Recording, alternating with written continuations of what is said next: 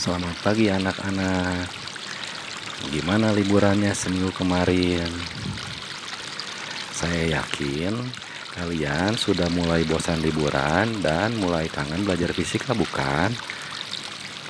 Nah, oleh karena itu, hari ini kita mulai belajar bab baru ya. Sebelum libur, kalian sudah belajar mengenai usaha. Usaha adalah hasil kali gaya dengan perpindahan. Usaha bernilai positif ketika gaya searah dengan perpindahan. Usaha bernilai negatif ketika gaya berlawanan arah dengan perpindahan. Dan usaha bernilai 0 ketika gaya tegak lurus dengan perpindahan. Atau bisa juga jika tidak ada perpindahan. Nah, hari ini kita akan membahas tentang teorema usaha dan energi. Teorema usaha energi mengatakan bahwa adanya usaha yang dihasilkan oleh resultan gaya akan mengubah energi kinetik dari benda. Sekarang mari kita lihat animasi berikut ini. Sebuah robot akan mendorong sebuah kulkas. Nah, selama kulkas belum bergerak, berarti resultan gayanya masih 0. Gaya dorong sama dengan gaya gesek. Energi kinetik kulkas belum berubah. Perhatikan panel kecepatan yang putih di atas. Sekarang saya akan perbesar gayanya sampai kulkasnya bergeser. Nah, bisa kalian lihat apa yang terjadi dengan kecepatan benda? Kecepatan benda berubah ya ketika ada resultan gaya. Kalau di animasi ini resultan gayanya saat ini adalah 149. Sekarang saya akan hilangkan gaya dorong robot. Perhatikan apa yang terjadi. Ya, karena kulkas masih bergerak, berarti masih ada gaya gesekan. Ya, sehingga resultan gayanya tidak 0. Ya, berarti masih ada usaha oleh gaya gesekan, sehingga kecepatan benda berubah. Itulah maksud daripada teorema usaha energi. Ketika resultan gaya yang bekerja pada benda tidak 0, maka energi kinetik benda akan berubah. Teorema usaha energi jika dituliskan dalam persamaan, W sama dengan delta EK. W oleh delta F. W usaha itu adalah hasil kali gaya dengan perpindahan. Sedangkan delta EK itu berarti adalah energi kinetik akhir dikurang energi kinetik awal. Persamaan hukum 2 Newton, sigma F sama dengan M kali A. Jadi kita bisa uraikan ini menjadi seperti ini. Ketika ada percepatan, berarti kecepatan benda berubah. Sehingga Vt kuadrat sama dengan V0 kuadrat plus 2AS. Berarti 2AS itu adalah Vt kuadrat dikurang V0 kuadrat. Nah, AS ini berarti Vt kuadrat min V0 kuadrat per 2. Vt berarti itu adalah kecepatan akhir, di sini V2. V0 itu kecepatan awal, di sini V1. Nah, ini kita kalikan M-nya, kita pisahkan V2 dengan V1 sehingga diperoleh setengah MV2 kuadrat min setengah MV1 kuadrat sama dengan EK2 min EK1. Jadi EK atau energi kinetik sama dengan setengah MV kuadrat. Jadi bisa kita lihat di sini bahwa rumus energi kinetik itu diturunkan dari teorema usaha energi. Gaya jika ditinjau dari nilai usaha yang dihasilkannya terbagi menjadi gaya konservatif dan gaya non-konservatif. Yang termasuk gaya konservatif itu adalah gaya gravitasi konstan atau yang biasa kita kenal dengan gaya berat Ya, berat benda itu merupakan gaya tarik atau gaya gravitasi bumi terhadap benda. Lalu gaya gravitasi Newton dan gaya gas. Sedangkan yang termasuk dalam gaya non-konservatif itu adalah gaya gesekan, gaya tarikan, atau gaya dorongan. Usaha yang dihasilkan oleh gaya konservatif itu tidak bergantung pada lintasan. Sedangkan usaha yang dihasilkan oleh gaya non-konservatif itu bergantung pada lintasan. Saya perjelas maksudnya ya. Misalnya ini ada sebuah balok diangkat ke ketinggian H. Tentu saja pasti ada gaya angkatnya, tapi tidak saya gambar karena kita hanya akan melihat usaha oleh gaya berat ini.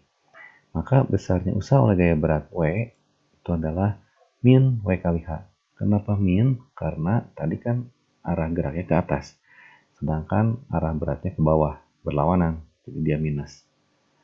Lalu balok itu kembali ke tempat semula, turun ke tempat semula. Maka ketika turun, besarnya usaha oleh gaya berat itu adalah W kali H. Ya, di sini sekarang positif karena turun berarti searah dengan W.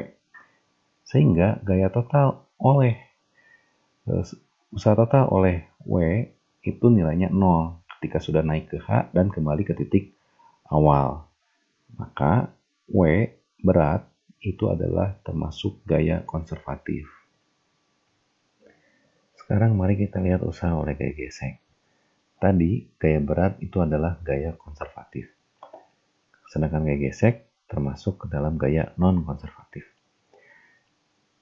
Misalnya ini balok kita geser ke kanan, ya kita dorong seperti ini.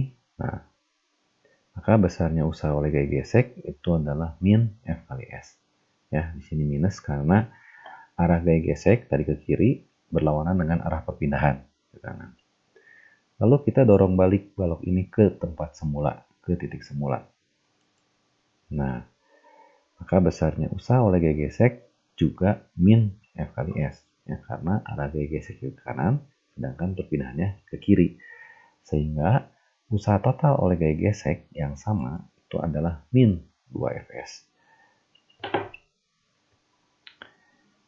Jadi ketika benda bergerak dan kembali ke titik asalnya, usaha total oleh gaya konservatif itu akan bernilai 0. Sedangkan usaha total oleh gaya non-konservatif itu tidak akan 0. Itulah yang membedakan gaya konservatif dengan gaya non-konservatif. Jadi ditinjau dari usaha yang dihasilkan oleh gaya tersebut. Adanya usaha yang dilakukan oleh gaya konservatif akan mengurangi energi potensial benda. Jika ditulis dalam persamaan, WK usaha oleh gaya konservatif sama dengan min delta Fp. Min karena mengurangi. Ya. Nah, dari teorema ini, maka dapat diturunkan rumus untuk energi potensial gravitasi konstan. Ya, Ep sama dengan mgh. Lalu energi potensial gravitasi Newton, Ep sama dengan min gmm per R. Dan energi potensial pegas, Ep sama dengan setengah kx kuadrat. X adalah pertambahan panjang pegas, sedangkan K adalah konstanta pegas. Nah, untuk energi potensial gravitasi, di sini kan ada 2. Lalu pakainya yang mana? Nah, biasanya kita menggunakan yang gravitasi konstan. Karena kita selalu anggap bahwa nilai gravitasi ini, nilai medan gravitasi ini selalu konstan. Ya, sedangkan di hukum Newton tentang gravitasi, di situ sudah dijelaskan bahwa semakin tinggi suatu tempat, sebetulnya nilai medan gravitasi itu semakin kecil. Ya, jadi di mana perbedaan gravitasi itu tidak bisa diabaikan, maka untuk menghitung energi potensial gravitasi kita harus menggunakan yang Ep sama dengan min gmm per R. Tapi selama bisa diabaikan perbedaan itu, maka kita cukup menggunakan rumus MGH aja. Kita lanjutkan.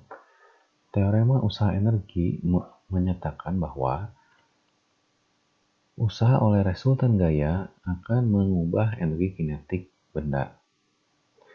Nah, gaya terdiri dari gaya konservatif dan gaya non-konservatif, sehingga di sini usaha oleh resultan gaya itu merupakan jumlah dari usaha oleh gaya konservatif dan usaha oleh gaya non-konservatif. Jika pada benda hanya bekerja gaya konservatif, maka usaha oleh gaya non-konservatif ini akan 0. Sehingga WK sama dengan delta EK. WK, usaha oleh gaya konservatif, itu mengurangi energi potensial benda. Ya, sudah kita bahas di slide sebelumnya, WK itu sama dengan min, EP2 min EP1. Sedangkan delta EK, EK2 min EK1. Kita pindah-pindah ruas, buka kurung, sehingga kita dapatlah EP1 tambah EK1 sama dengan EP2 tambah EK2. Persamaan ini adalah hukum kekekalan energi mekanik. Jika pada benda bekerja juga gaya non-konservatif, maka persamaan di atas akan menjadi ini. Ya, kan usaha oleh gaya konservatif itu sama dengan min delta EP. Nah, delta EP itu EP2 min EP1, delta EK itu EK2 min EK1. Jadi kalau persamaan ini kita geser-geser, ya, akan diperoleh EP2 plus EK2 min EP1 plus EK1. Ya, EP tambah EK itu tidak lain adalah energi mekanik. Jadi, adanya usaha oleh gaya non-konservatif itu akan menyebabkan energi mekanik jadi tidak kekal. Jadi ada selisih akhir dengan awal. Ya, sekali lagi, contoh gaya non-konservatif salah satunya itu adalah gaya gesekan. Jadi kalau ada gesekan, maka energi mekanik menjadi tidak kekal. Begitu juga kalau ada gaya dorong ataupun gaya tarik. Nah, itulah penjelasan materi teorema usaha energi. Selamat berlibur kembali. Maksudnya selamat mempelajari kembali. Kalau masih kurang ngerti, ya diulang-ulang aja video ini.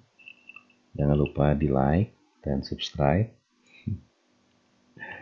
Setelah itu pelajari contoh soal di halaman 159. Lalu kerjakan latihan soal dengan urutan seperti ini. Kalau sudah diupload di sekolah, oke? Selamat belajar, Tuhan memberkati. Stay safe guys.